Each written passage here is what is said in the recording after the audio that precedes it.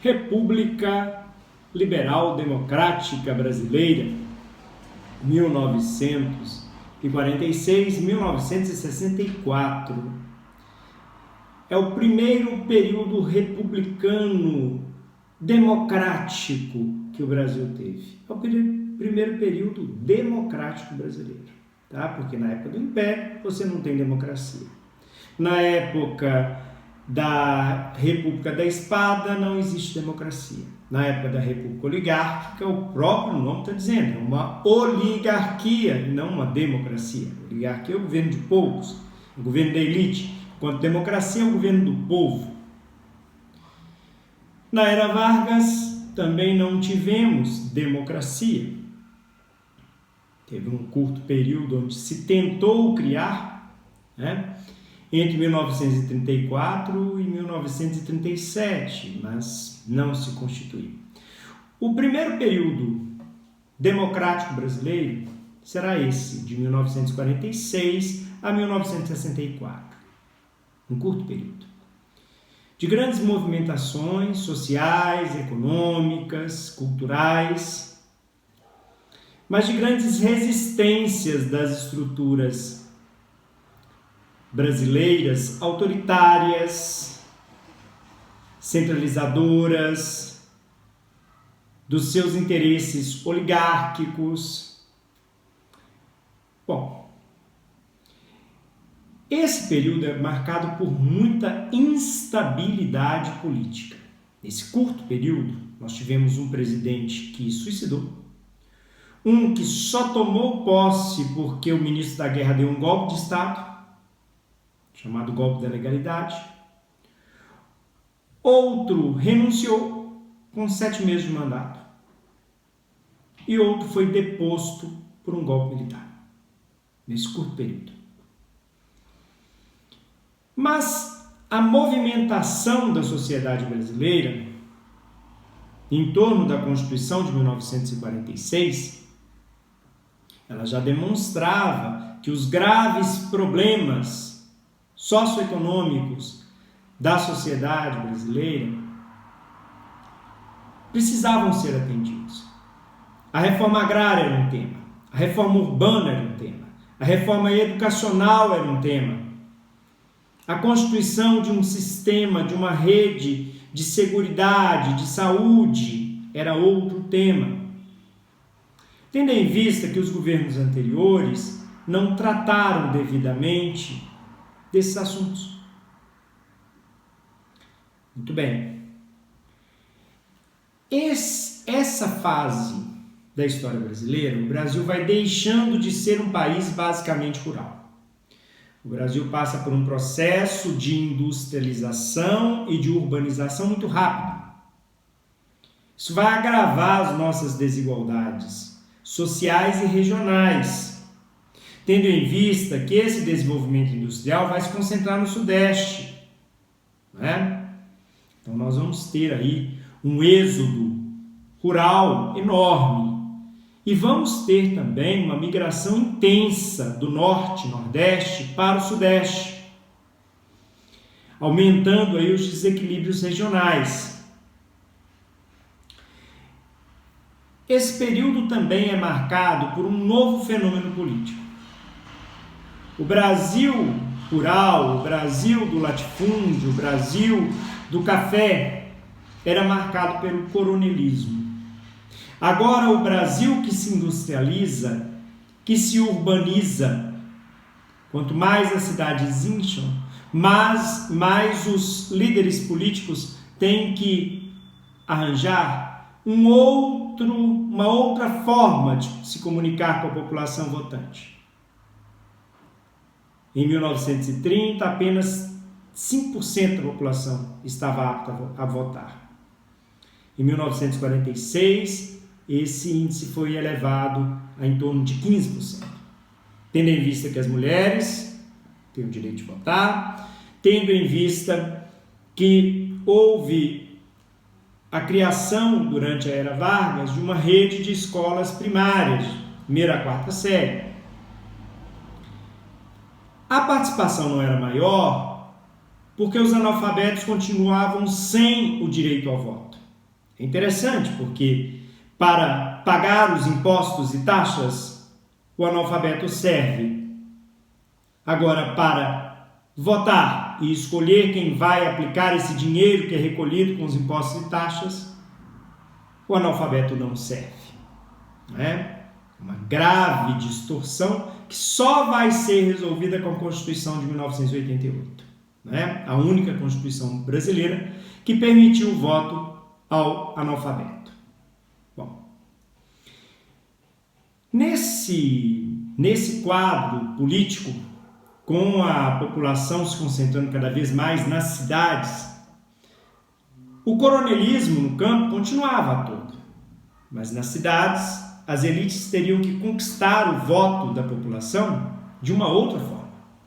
Surge então um fenômeno político próprio de governos latino-americanos, de países latino-americanos, que passaram por um processo rápido de urbanização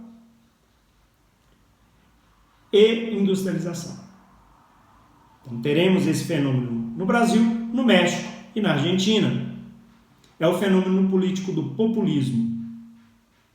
Você tem políticos membros das elites que se comunicam diretamente com as camadas populares para alcançar o voto dessas camadas populares.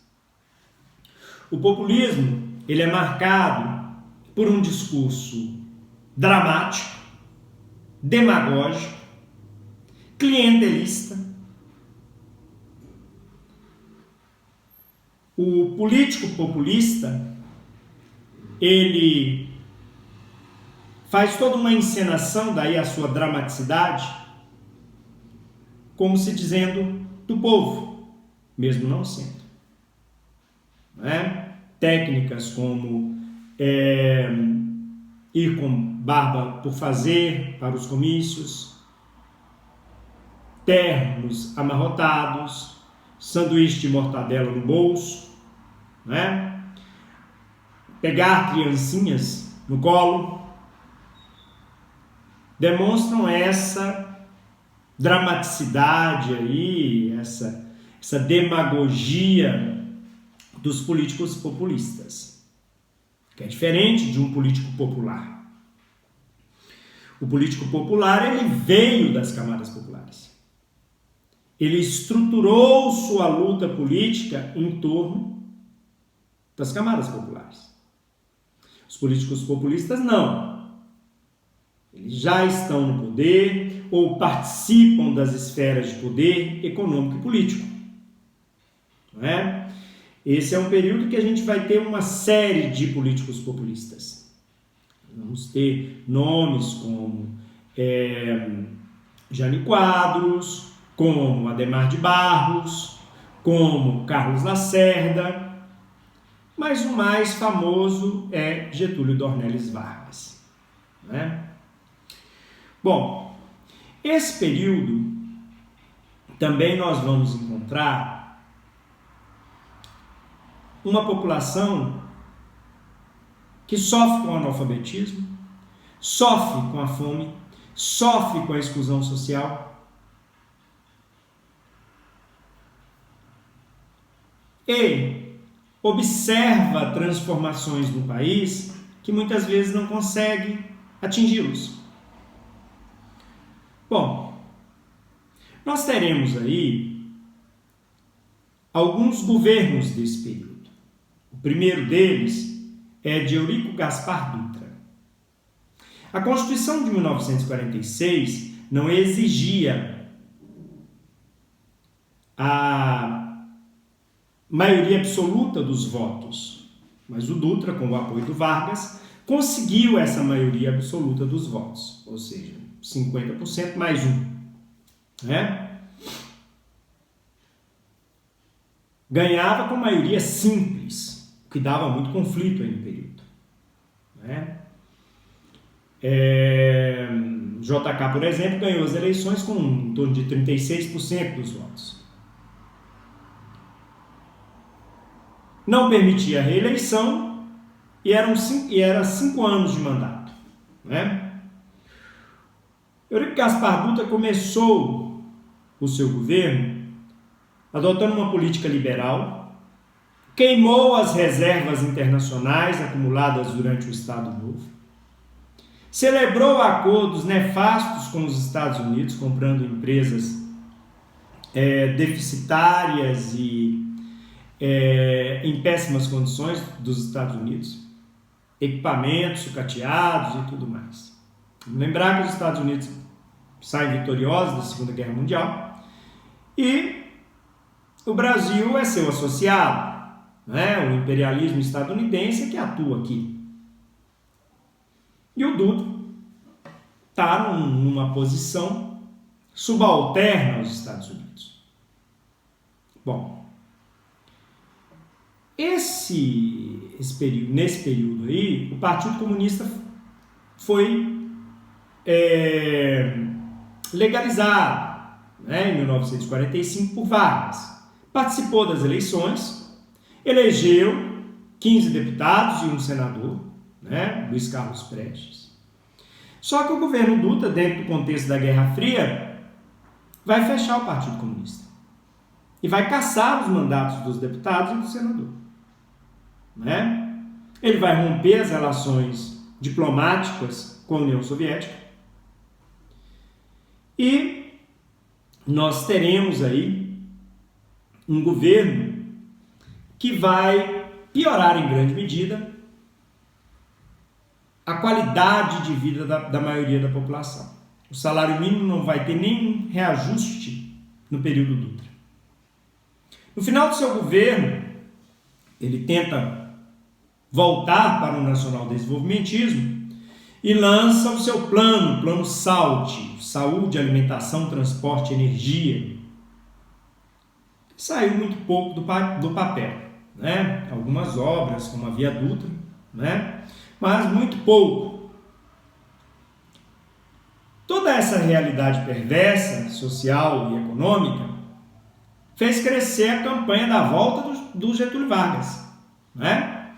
Pela primeira vez, Vargas será eleito democraticamente para a presidência da República. Ele queria se lançar pelo PSD, partido maior, né, com forte presença em todo o Brasil. Só que o PSD resolveu lançar o mineiro Cristiano Machado. A UDN vinha de novo com o brigadeiro Eduardo Gomes. Getúlio Vargas então se lançou pelo PTB, Partido Trabalhista Brasileiro, que era forte nas cidades, mas muito fraco no campo. Mas a força de Vargas era tamanha, a popularidade de Vargas era tamanha, que ele venceu as eleições.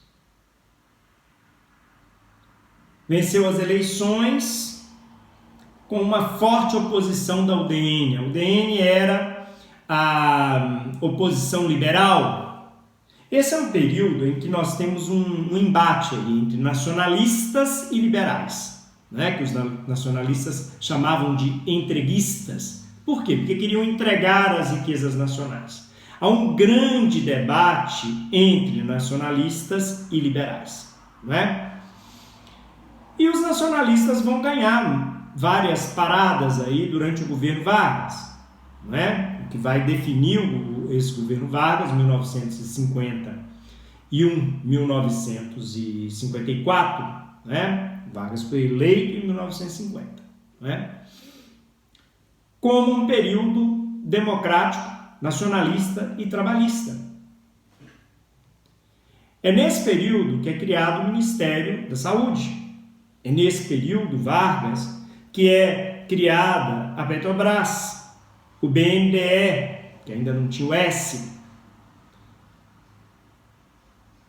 Ele já planeja a criação da Eletrobras, né, que acaba não saindo do papel.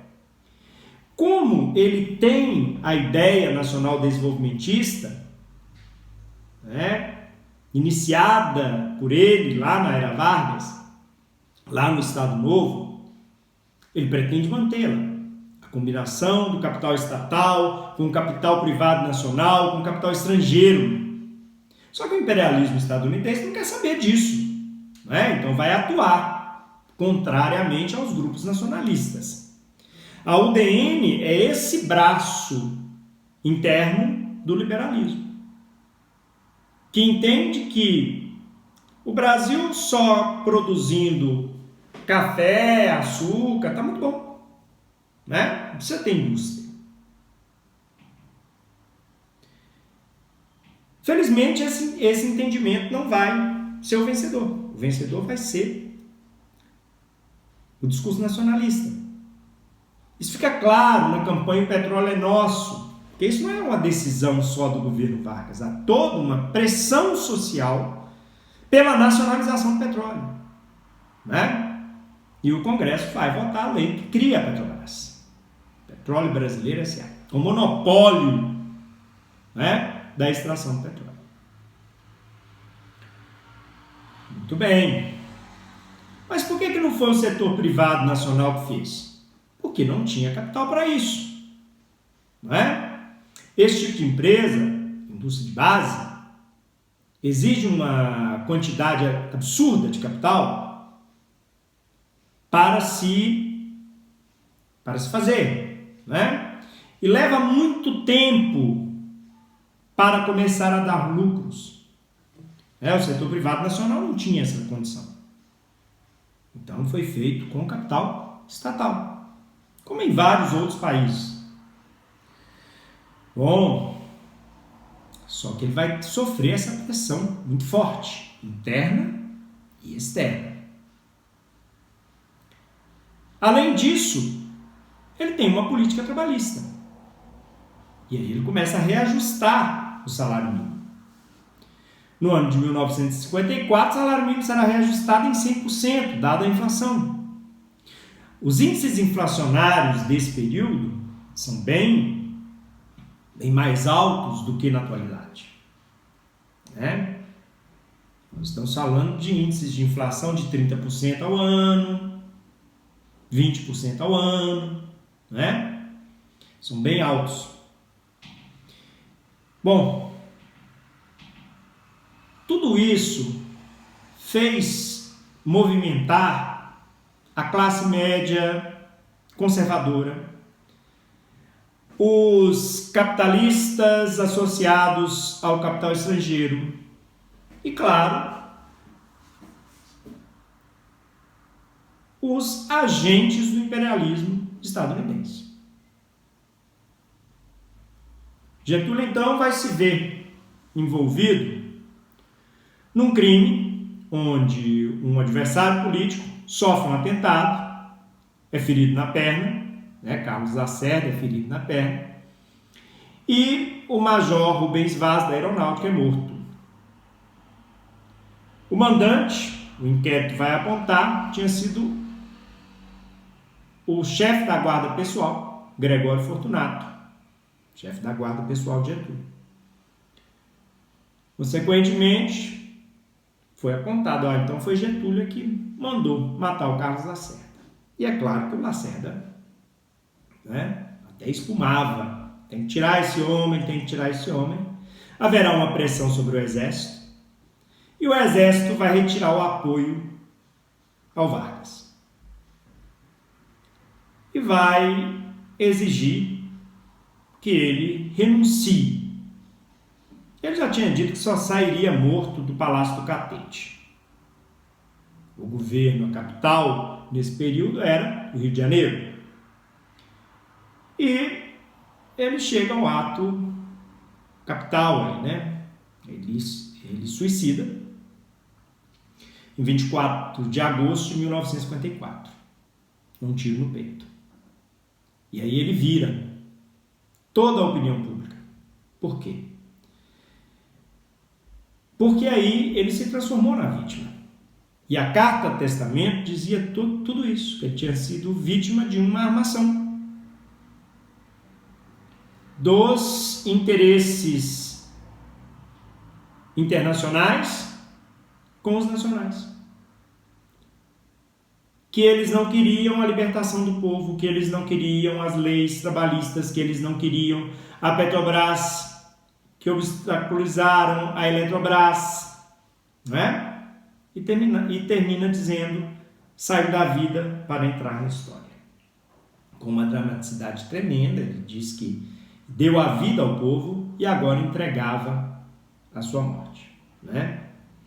Muito bem. Qual que é o resultado? O resultado é que o povo vai, né, depredar a embaixada dos Estados Unidos. Os jornais da imprensa golpista, da imprensa, né, Carros do Globo, por exemplo, né, foram depredados. Sedes da UDN, né? E ali, com esse ato, ele barrou um golpe de Estado que estava para acontecer. Quem assume? Assume o vice, Café Filho, né? E o vice vai conduzir o processo eleitoral de 1955.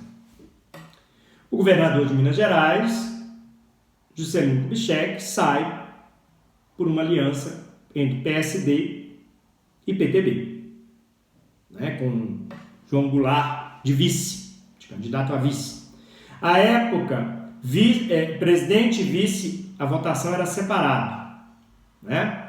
Podia eu ganhar da mesma chapa, podia ganhar da chapa contrária, né? Muito bem, só que JK e João Goulart serão eleitos. João Goulart, que tinha sido ministro do Trabalho do Getúlio Vargas. Tá. A UDN saiu com Juarez Távora, ex-tenente, né? Membro do movimento tenentista. E também ex-interventor da época do varguismo, né? Da era Vargas. E o Adhemar de Barros, né, que tinha sido governador de São Paulo, também saiu candidato. Então nós tivemos uma eleição muito disputada, o voto se dividiu, o Juscelino teve em torno de 36%, o Juarez Távora os 33%, o Adhemar de Barros uns 25%. A turma da UDN não aceitou o resultado? Não, isso é um absurdo. É um absurdo, ele roubou a eleição, né? Nós fomos roubados, nós não aceitamos outro resultado que não a nossa vitória, né?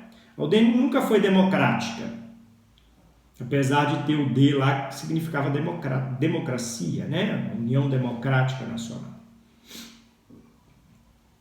Então você tem aí todo um processo para tentar impedir a posse do JK.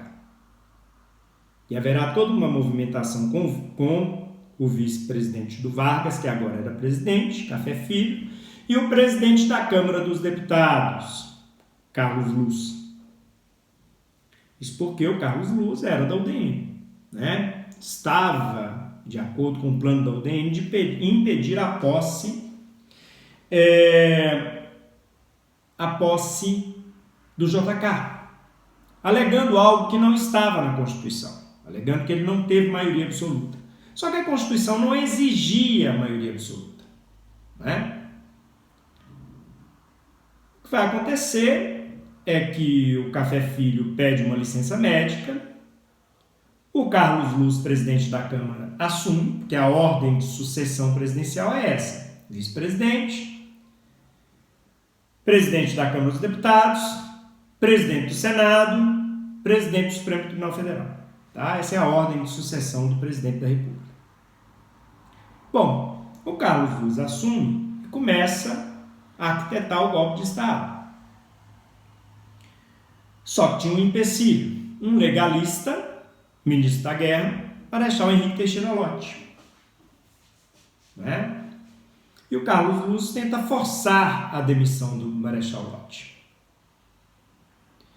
O Marechal Lott, então, apoiado por outros militares, vai depor o Carlos Luz, que fica no cargo 3 dias, naquilo que ficou conhecido como golpe da legalidade. Por quê? Porque seria um golpe de Estado para cumprir a legalidade, cumprir a posse do JK. Então, Nereu Ramos entra para dar posse ao JK. O período JK é o período do desenvolvimentismo, né? São os anos 1956 a 1961, né?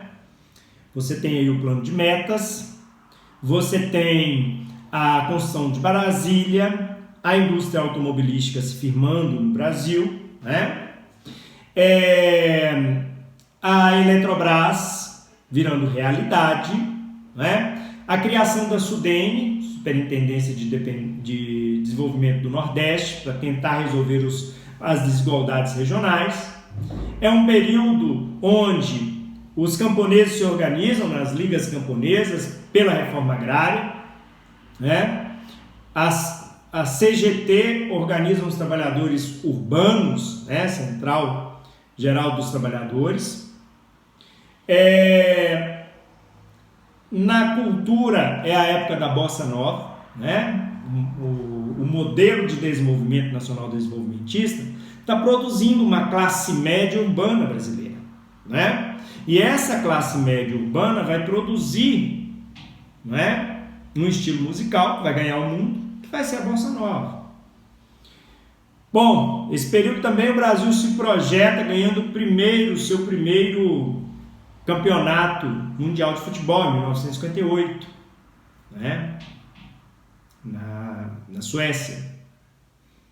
Bom, esse Brasil que está se colocando moderno, né? A construção de Brasília no Palácio Central, no Planalto Central, é algo que estava previsto desde a independência do Brasil, né? Que haveria a transferência da capital para o Planalto Central como fator de integração, como fator de proteção da capital, tirar a capital, né, do litoral. E quem vai fazer isso, quem vai realizar isso é o Juscelino Kubitschek, tá?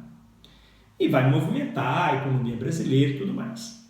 Só que também nós teremos aí um processo inflacionário significativo, um processo de endividamento também significativo. Então, todo esse crescimento econômico, ele não era acompanhado também de uma ação social que reduzisse as desigualdades regionais e as desigualdades sociais. Então, começa a crescer todo um grupo de pessoas significativas na sociedade com a ideia de que precisavam-se de reformas de base, né? Vamos lembrar também que essa é a época da Guerra Fria, é a época da descolonização afroasiática. O Brasil vai se organizar pela unidade nas Américas, é criado o BID em 1959, né? Banco de Desenvolvimento Interamericano, para superar o subdesenvolvimento da região, né? A ideia à época era que o crescimento econômico era o caminho. Só que ficava claro que o crescimento econômico sozinho não resolveria os problemas. Que os pobres continuariam pobres. Os miseráveis continuariam miseráveis. As favelas cresciam nas cidades. Que a classe média existente era insuficiente, né? Era necessário ampliar a classe média. Tá, tudo isso está em discussão no país. Vivemos um período democrático. Só que os conservadores não aceitam essas discussões. Eles querem voltar àquele país anterior à Era Vargas. Aquele país lá do coronelismo, né? Lá do poder das oligarquias. E eles vão se organizar para isso. Nas eleições de 1960, eles lançam Jânio Quadros. Quadros, um político histriônico, um político demagogo, de São Paulo, né? Foi prefeito, governador de São Paulo, né? Por um partido pequeno. A UDN então vai apoiar, não vai lançar candidato e vai apoiar o Jânio Quadros. o grupo do Juscelino lança o Marechal Lott, pela coligação PSD-PTB. João Goulart, de novo como vice.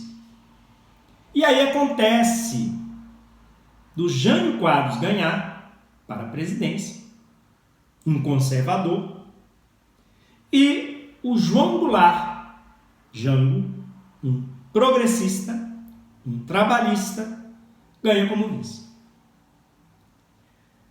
Todo o discurso de Jânio Quadros era um discurso moralista, né?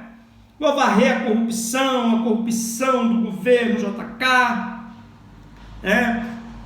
Vamos acabar com esse mar de lama e tudo mais, varre, vassourinha, aquela coisa toda. O problema é que esse discurso pode até ganhar para a presidência da República. O problema é que no parlamento, o parlamento continuava sendo dominado pelos grupos do PSD, da UDN, do PTB. E ele não tinha maioria. O UDN não dava apoio, primeiro, a tudo que ele proclamava. Segundo, ela sozinha também não dava maioria. Então vai se criar uma paralisia decisória no período Jânio Quadros, né? Tanto que ele vai entrar para a história como um presidente folclórico, que proibiu brigas de galo, uso de biquíni nas praias do Rio de Janeiro e em concursos de Miss Brasil, né? É esse tipo de coisa que entrou para a história. Agora, ele mantém a política externa independente que já vinha desde o período JK. Desde o período JK, já tinha lá a volta das relações diplomáticas e comerciais com a União Soviética, com a China, não é? E o Jânio Quadros vai dar seguimento a isso, né? Ele vai reconhecer a Revolução Cubana, ele vai condecorar o Che Guevara com a Ordem do Cruzeiro do Sul, né? O que demonstra aí uma contradição. Boa parte dos conservadores não gostou nada dessa aproximação com os comunistas. Nem que fosse uma questão mais comercial do que política. Muito bem. O que vai acontecer é que essa matriz autoritária, né, dos conservadores, ela vai se evidenciar, né? Em agosto, o Jânio Quadros tenta, né, um golpe, na verdade. Ele tenta forçar o Congresso a aprovar seus projetos. Ele renuncia, achando que aqueles que comandavam o Congresso o chamariam para uma conversa e ele diria: olha, então agora vocês têm que começar a aprovar os meus projetos, porque senão vocês vão ter que lidar com o João Goulart. Só que o Congresso aceitou a renúncia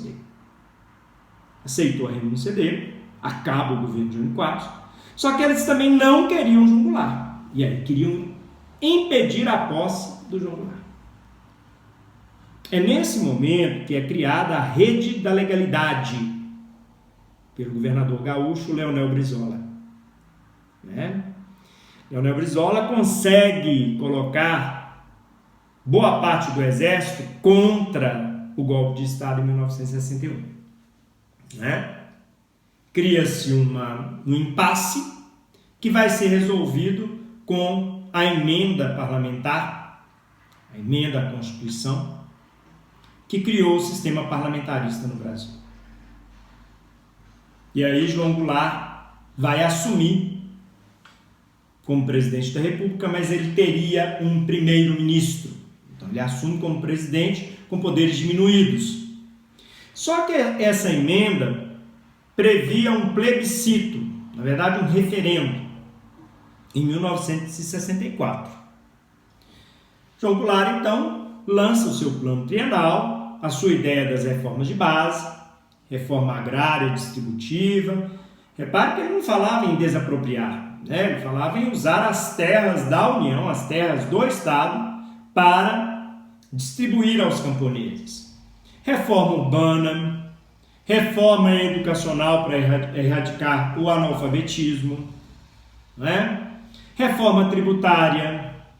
Essas eram as reformas de base. Não tinha nada de comunismo nas reformas de base. Eram reformas capitalistas, né? Mas, no Brasil das oligarquias, isso era o mesmo que o comunismo e foi combatido como tal. Só que para isso, o Jango precisava ter em suas mãos os poderes de um presidente da República.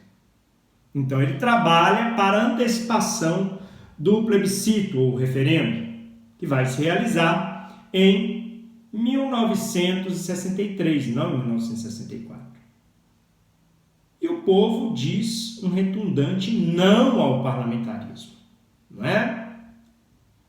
Mais de 70% da população diz não ao parlamentarismo.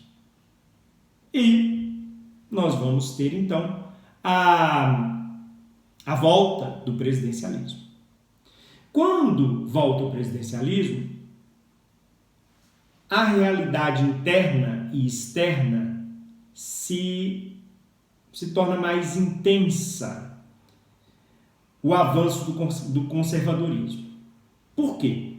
Porque na Guerra Fria, a Revolução Cubana de 1961 trouxe a Guerra Fria para a América Latina. Resultado: os Estados Unidos começam a patrocinar golpes de Estado na América do Sul. Vai patrocinar no Brasil, no Uruguai, na Argentina, no Chile, no Paraguai, na Bolívia, né?